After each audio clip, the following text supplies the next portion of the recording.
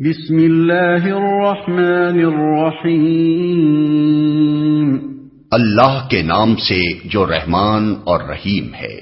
وَإِذْ آتَيْنَا مُوسَى الْكِتَابَ وَالْفُرْقَانَ لَعَلَّكُمْ تَهْتَدُونَ۔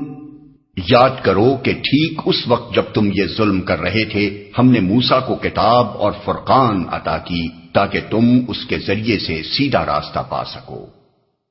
ہم نے موسیٰ کو کتاب اور فرقان عطا کی۔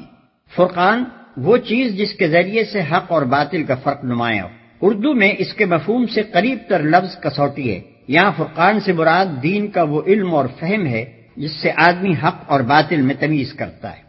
وَإِذْ قَالَ مُوسَى لِقَوْمِهِ يَا قَوْمِ إِنَّكُمْ ظَلَمْتُمْ أَنفُسَكُمْ بِاتِّخَاذِكُمُ الْعِجْلَ فَتُوبُوا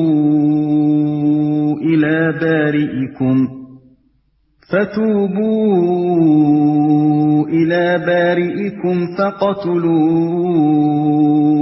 أَنفُسَكُمْ ذَلِكُمْ خَيْرٌ لَكُمْ عِندَ بَارِئِكُمْ فَتَابَ عَلَيْكُمْ إِنَّهُ هُوَ التَّوَّابُ الرَّحِيمُ۔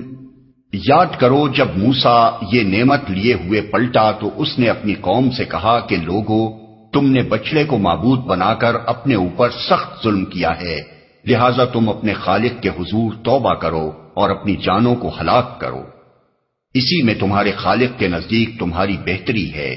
اس وقت تمہارے خالق نے تمہاری توبہ قبول کر لی کہ وہ بڑا معاف کرنے والا اور رحم فرمانے والا ہے، لہذا تم اپنے خالق کے حضور توبہ کرو اور اپنی جانوں کو ہلاک کرو، یعنی اپنے ان آدمیوں کو قتل کرو جنہوں نے گوشالے کو معبود بنایا اور اس کی پرستش کی۔